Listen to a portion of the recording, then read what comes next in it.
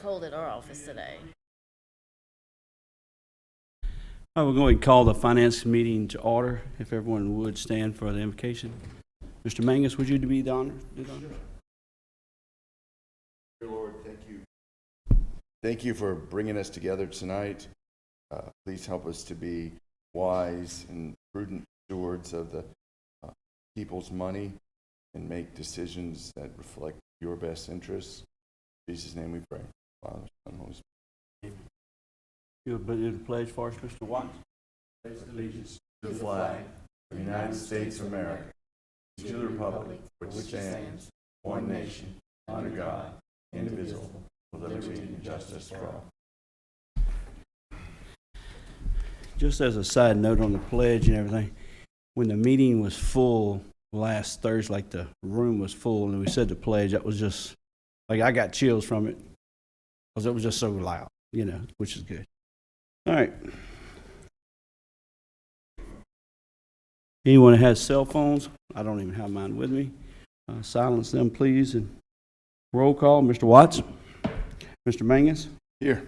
And Chairman, Mr. Goff is here. New business, presentation of the financial budget. So this is the 2025 budget amendments, but also 2026. Well, right, but at this budget. time, we don't have, so you received the first draft last month in September. We do not have a second draft. We're comfortable with the numbers as they stand to date. Right. And we actively, you know, like I said, we're actively looking at it. And so next month, you'll probably get the second draft toward the end of the month. And then the end of the month of November, and then that December 4th, we're going to be actively looking at you guys and changing them daily as we're getting information from the state and from FEMA. And then also what we have out for receivables or any other expenditures that were unexpected or come up at the last minute, and tie those down so that we can stay within that. So on the 2026 budget that's coming up that we're going to have the public hearing and everything on, I would like to be able to go over that even wherever the numbers fall, you know, just for the public to have more understanding. Okay. We all realize that, you know, we're in operations. Right. And things are going to change, and y'all trying to get us the latest numbers possible.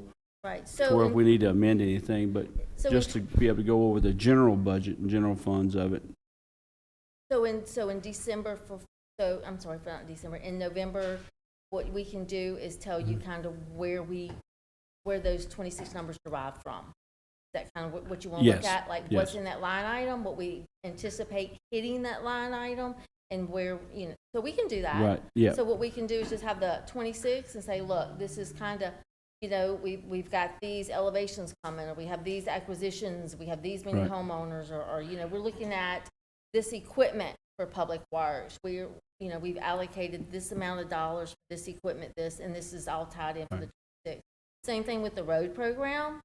What we kind of think, because, you know, we have the bond. The bond money, correct. And then what we've also done is for more transparency, more accounting, we've kind of wanted to break out the capital outlay. So we'll have like capital outlay, your regular equipment, capital outlay infrastructure, capital outlay the bond. So we can tie back for the bond and keep up with a cumulative amount year to year of what that bond truly costs for the expenditure. And then the asphalt overlay, so we'll have the asphalt overlay program, and then maintenance of ditches. So you kind of got to have all those line items where it's more transparent where you place them. And so, you know, we want to, and we have also instituted internal project code, internal monitoring code, which helps us determine, okay, this invoice, it might be for the same vendor, but it's for this project and this project. Right. So when you pull up a check register and you see, okay, this vendor, I'm just going to throw out a number, $2 million, but that's not true. It's true that he received $2 million, but it could be for this project, which is hitting the income statement in 3 different places. Right.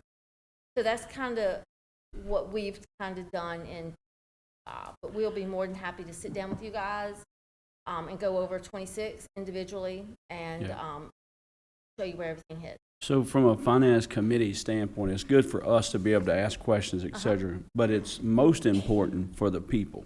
We can do that. Because it's televised, we do the presentation on the screen, and the more knowledge that they have, they can always go back and look at the legislative auditor and see our books from years back. But knowing where we're going and kind of having a plan of where we're going. And then I'm not so hung up on the numbers being absolute perfect until the day we have the public hearing Right. and we adopt, the budget. Those are numbers I need to be accurate. But I pretty much know how much we're going to spend on power. We're going to budget that. We know how much we're going to spend on equipment, whether it be in capital or just in general. Building maintenance. Those are all of the things that, and then just like you said, rolling into the capital outlay to see the projects that we're going to be doing, and then just trying to be as transparent as possible with the people. To know where our funds Tax are dollars and going. how stretched we make them. So, Okay, we can definitely do that. all right. I do have some highlight, let's see, After she's done. some highlights for September 25. I This think is Mr. for- Mangus may have had one quick question before sorry, you go get too ahead. going. This federal shutdown, I know we get a lot of pass-through with grants and all, and I think that's probably all decided long before now, but since you're going on 28, 29 days on that, do you see that affecting us in any way? I haven't seen any delay. Gina does a lot of the grant spreadsheets and stuff. This is Yeah, Gina Miller. Just So say your our name and understanding- address, please. I'm not going to give you my address. My name is Gina Miller, though, and I'm the senior staff accountant. And our understanding is that FEMA funds that have already been obligated has to go. So once they get to GOSEP, they go through this review process, and then they go through a finance process. So we're actually waiting on funds to release, not from the federal government. Okay. We do not Okay, at all. We So- just had that communication with Heather earlier this afternoon. good. I would think one of the things that it does affect is the SNAP program, because there's taxes and sales taxes and things of that nature that's going to generate from that. And, it doesn't seem like that's a large number out there, but it is a SNAP substantial. is not taxable. It's not taxed at all? So, Okay. That's why I so was if wondering. anything, if they're buying food not on the SNAP program, your sales tax should actually, Gotcha. because they don't pay, sales tax on SNAP. Interesting. I did not purchases. realize that. Yeah, They're it's like- tax exempt, Like food stamps that no tax. right. I think Okay. SNAP is just another word for food It is. stamps, so, It yes, is. sir. All right, you were saying, I'm sorry. Yes, sir. The sales tax revenue received in September, and that is for the July 2025 collections. That means that's when people went to the stores and made their purchases. So the total collection was $2,479,851. Of that, the jail's allocation was $619,962, and the road program was $1,859,889. The grant reimbursement that we receive year-to-date as of 9/30, is a total collected of $18,836,000.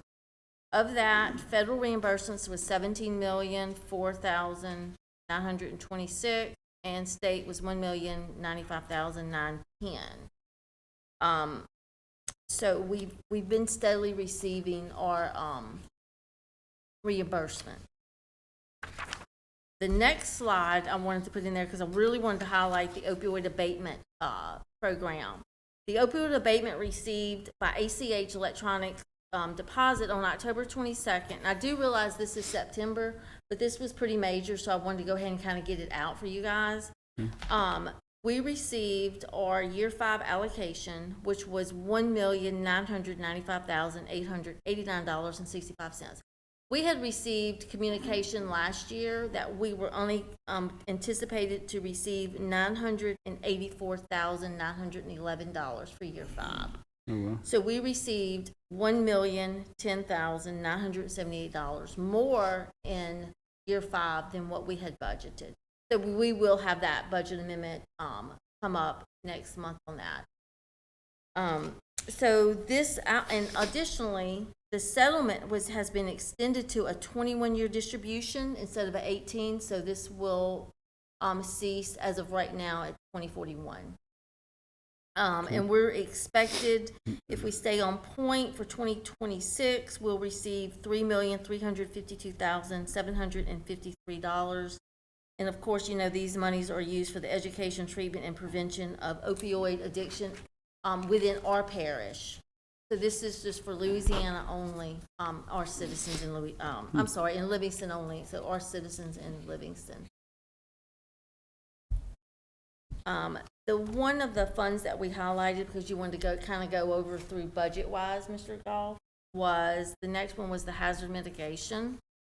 And the hazard mitigation is a community resilience against natural disasters like flood and hurricanes. The funding is received through FEMA, through programs like hazard mitigation grant programs, and we call that HMPG.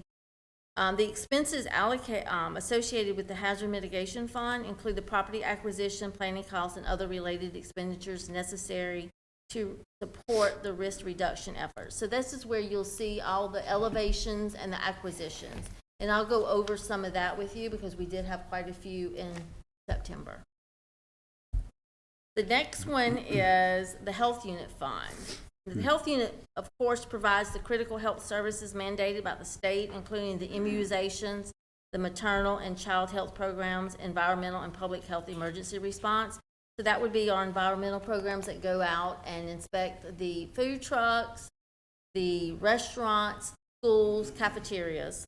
The revenue source includes the ad valorem taxes and permit fees. However, in November 2024, the Livingston Parish voters rejected a proposed property tax renewal that would have funded the health and environmental services for the next 10 years. As of right now, the health unit will continue to operate until those funds are depleted that we have in our fund balance. When we just run out of money and it's mandated by the state. We'll probably start communications, I would think, with the state in the next year. Scale back some programs and kind of see what we can do to prolong the services necessary for the citizens of Livingston. I would think. That's about the only thing we can do in that. It's the only thing we and can go up on do. any I kind would of, think and target- fees, go up on the fees that is Yeah. charged to kind of help. And target the most need, I would think, what is the most need of health unit? Where is the most need? What services the health unit provides? So And the then revenue, target- do you know off the top of your head, like what's in the bank now versus what our expenditure is per year? I want to say I it's can look that up and get back 1.3 with you or on that. 1.4 million, I think it was before. And is the operations of it, I believe, if I'm not mistaken. I can get back with you Okay. on that. So we're running strictly off a surplus right now Surplus, out yes, of the sir. bank. And then once that money is gone, there's no more savings and big decisions gonna have to be made. And I want to say, if I remember correctly, that's gonna be next year. Like, we're gonna start, we might have one more year after next year. So we're gonna have to really understand at the end of next year, like, what's going on, where we're at. Yes, sir. Can any of the opioid money go to that? Good question. You want to talk on that a little bit?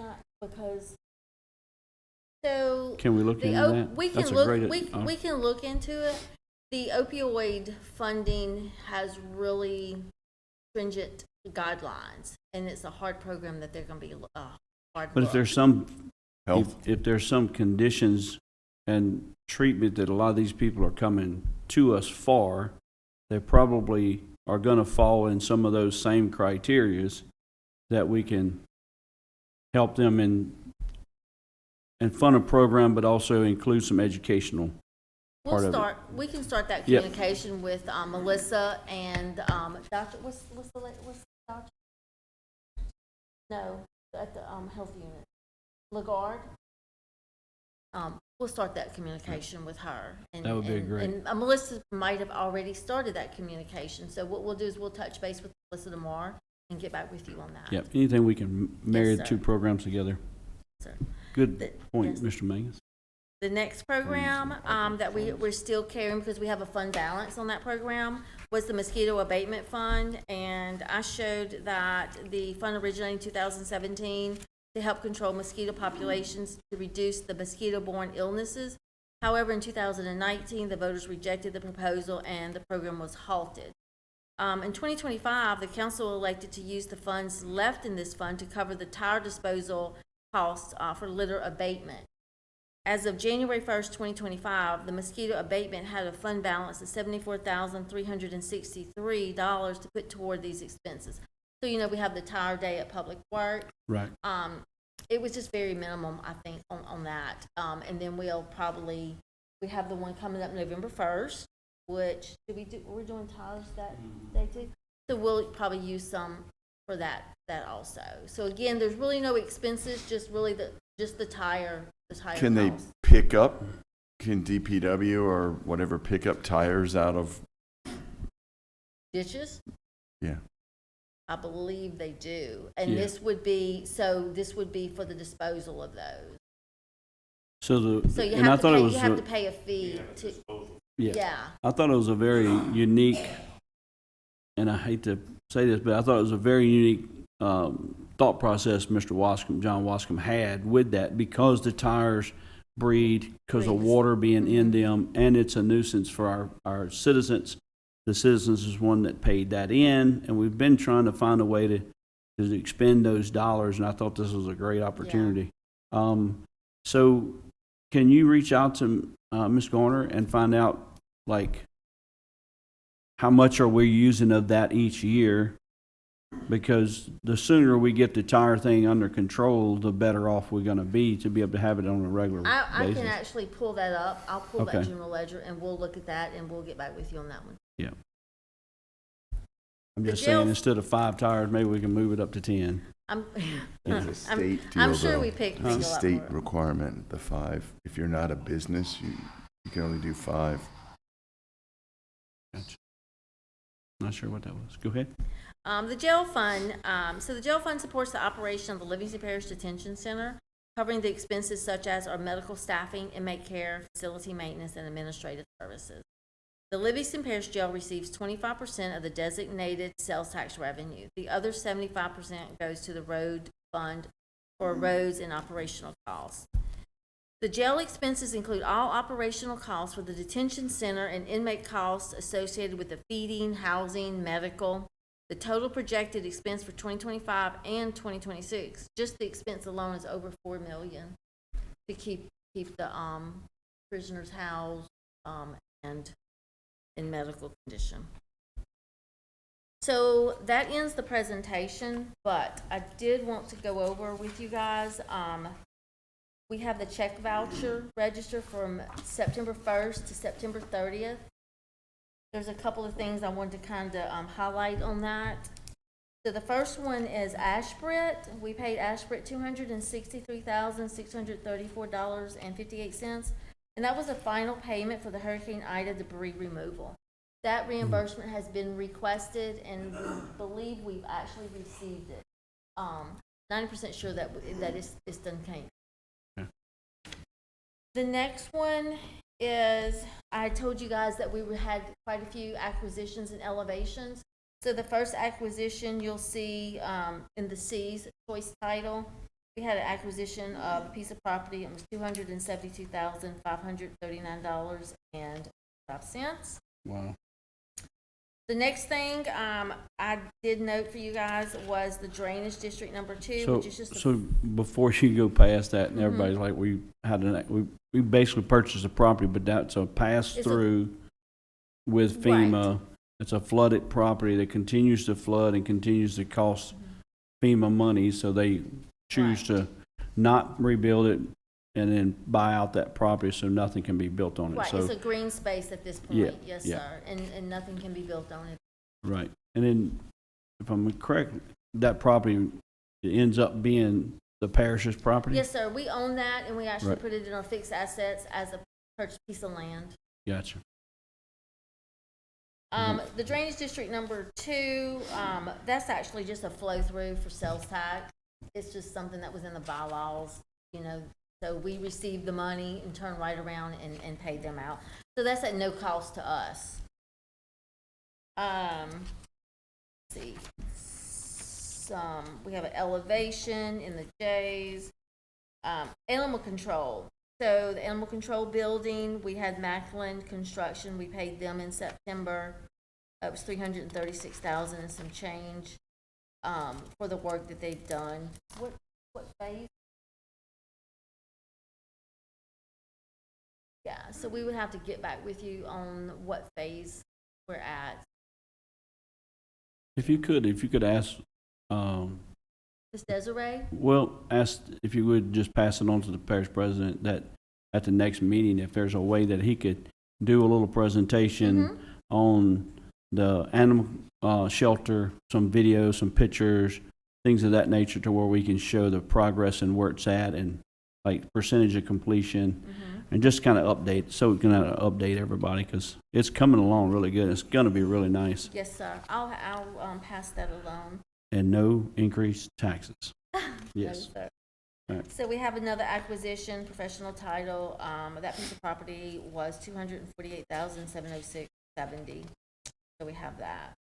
We just have really some tree removal, road program, a little cost on some more Cook Road expenses, another elevation.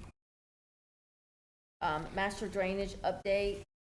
We have 2 checks to WSP at the end. One was for 63,000 some change, and the other was 67,000.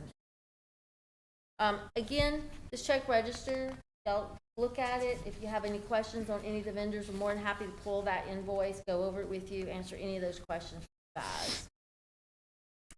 You do have your statement of revenues and expenditures and other use sources for the 9 months ended September 30th, 2025 for your funds.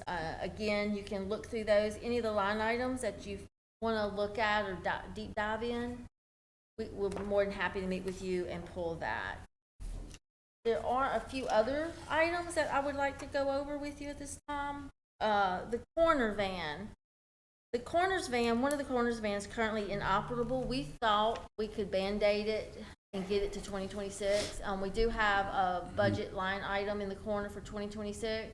That's no longer an option for them. They have one van. They really need that second van to be operational. Gotcha. So what we would like to do, an estimated cost is somewhere between 65 and 70,000, because you buy the van, then you have to outfit it with a roller system and the emergency lighting.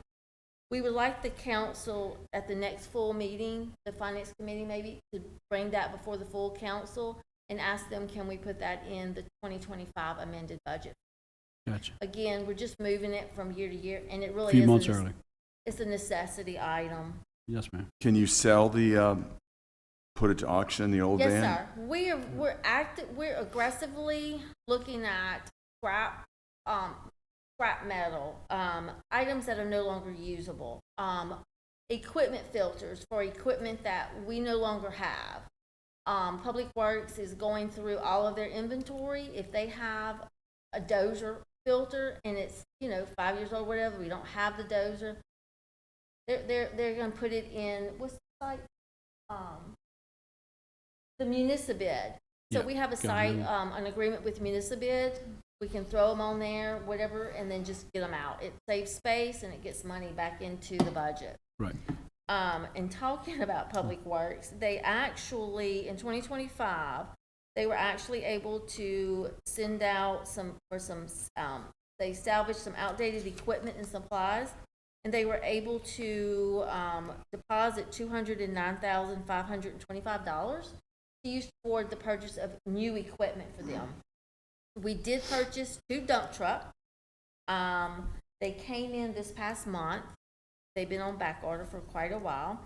And they were replacing units that was purchased used I would say about 15 years ago. I believe it was Mississippi County had scrapped the dump trucks because they were getting new, and then we went up there and we bought used equipment, and we've been Right. using it for the last 15. So we were actually able to purchase 2 new dump trucks for them. We also have purchased 3 Kubota tractors with like some mower units, rotary cutters, to help keep the grass cutting up.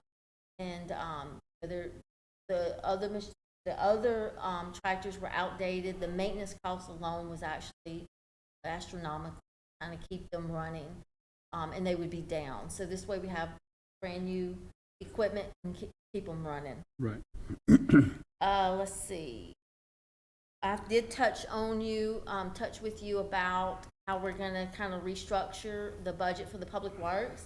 Be a little bit more transparent of where these line items are hitting for capital outlay infrastructure, capital outlay the new bond road, capital outlay equipment. We just don't like to put everything in one. We like to kind of make it more accessible and more seeable.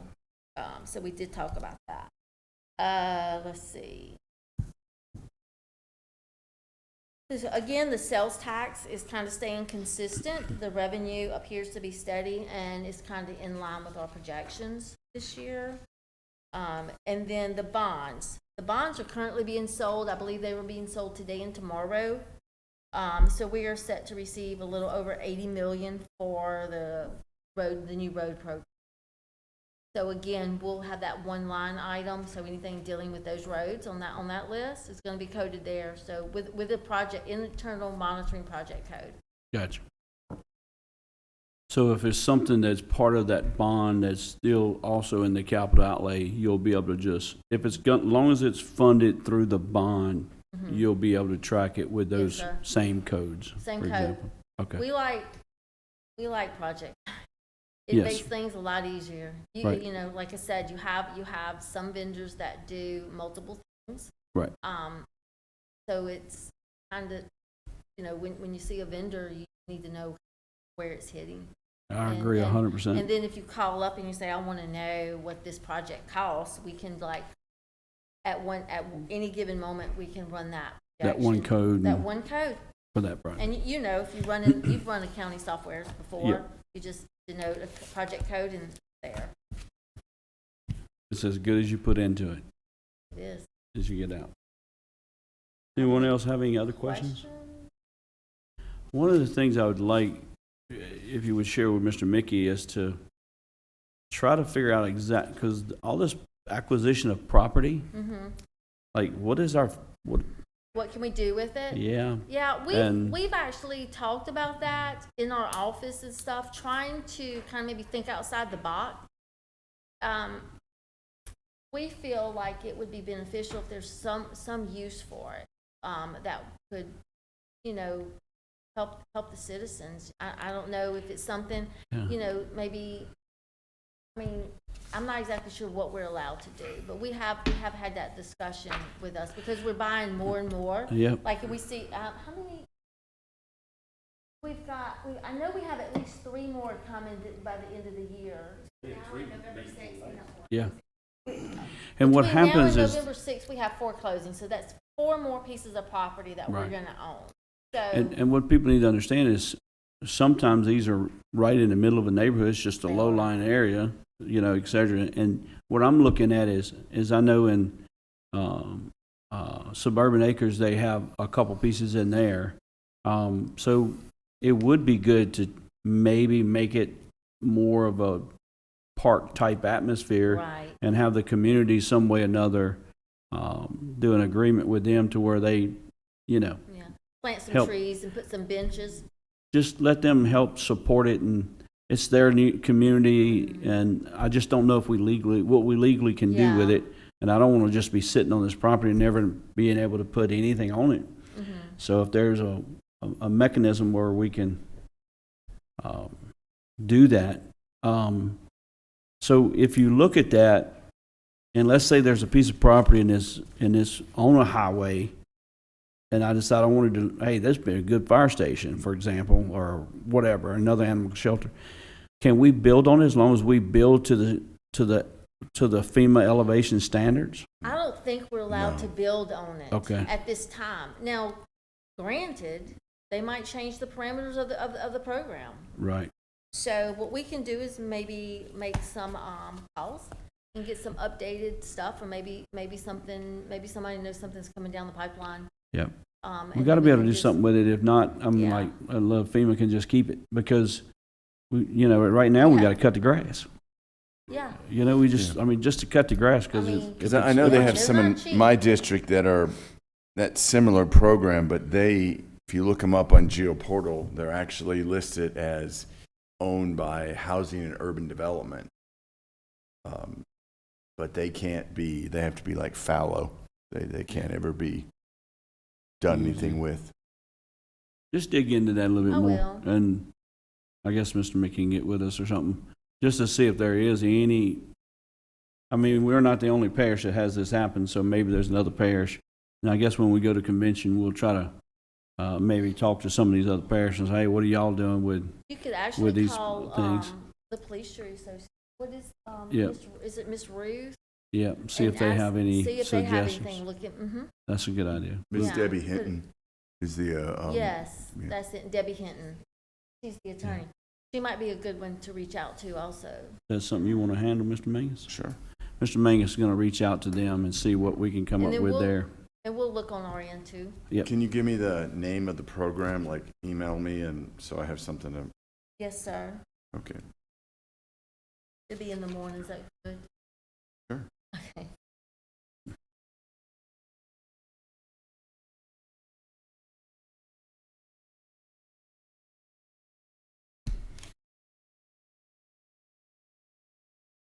So to make sure everybody understood a while ago, when you said we bought dump trucks for DPW, Right.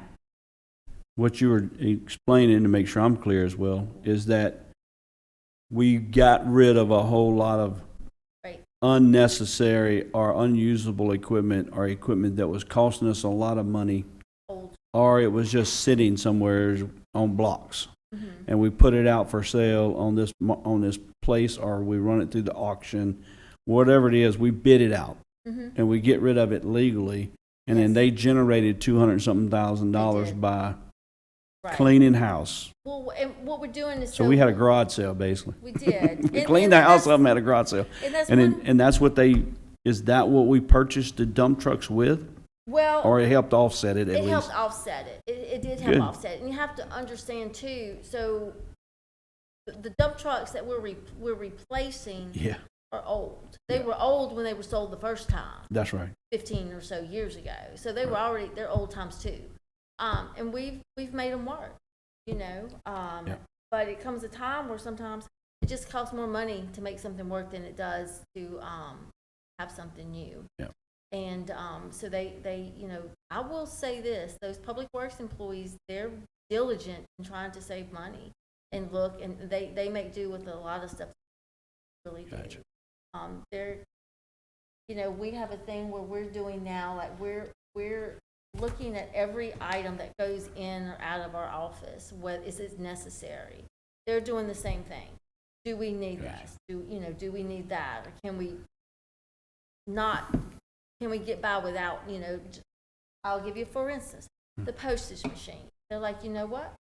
We really don't use that postage machine that much. We're gonna get rid of it. If we need to mail something, we're gonna go up to the parish president's office and we'll mail. They might mail, I mean, maybe one or two things. They usually do email, right? Right. So they're like, we don't need this Pitney Bowes lease postage. Yep. We're gonna get rid of it. That's the kind of things that they're doing and they're looking at. So we were instructed, you know, to kind of, parish president wants us to kind of be, Lean. yeah. Yep. Let's Be lean. clean Functional it up, but lean. it. You know, if Yep. it's, you know, if it's, we deem that it's a wasteful expense, you know, we're getting rid of it. Yeah. And So- you know, I'm glad you said that. It come out of that y'all's department, et cetera, because that's what the people need to see and need to understand, that those are the things, that's how detailed that this administration is doing to try to squeeze blood out of a turnip. Yeah. There's no other way to say it, you know, and the more that we can get rid of things that we just don't need or don't, and then we can turn those over into, you know, or help offset new dump trucks Right. that can be not out there breaking down and having to repair to be able to complete the job. Right, and then like the Um, lease equipment, you know, a lot of that stuff was inherited, right? So Yeah. Gina's taking it on herself. And then, you know, everything, we want to know, you know, which we already know where it's at. I don't want anybody Right. to think we don't know where things are at. But we're making that phone call. How many times do you use it? Yeah. You know, do you really need it? There, you know, you come up here to bring your invoices. If you have something, you can just use our postage machine. You know, that sort Right. of stuff. You just kind of want to be conscious of the need Gotcha. versus the. All right. Well, we appreciate it, and I'm looking forward to the whole 26 budget and going over that and spending some time on that with the people, being able to kind of watch through what we're, because this budget is massive. It is. It's got a lot of pieces and a lot of arms to it. So that particular night, we're going to have to understand it. We're going to be here for a minute. Yes, And sir. then try to, as much as possible, have it where the people can see at home, see the same information. It's all about transparency from my standpoint. And I know Mr. Randy's the same way. It's all about transparency. Nobody's hiding nothing. So if anyone out there has questions, reach out to the council member or the Ms. Mickey or yourself, and we'll get the answers to them. Okay. So, Sounds all right. good. Anything else? We're good. You have any questions? Nope. All right. Motion to adjourn? Motion by Mr. Mangus, second by Mr. Watts. Anyone opposed? There being none, we adjourn. Thank y'all for coming. Thank you.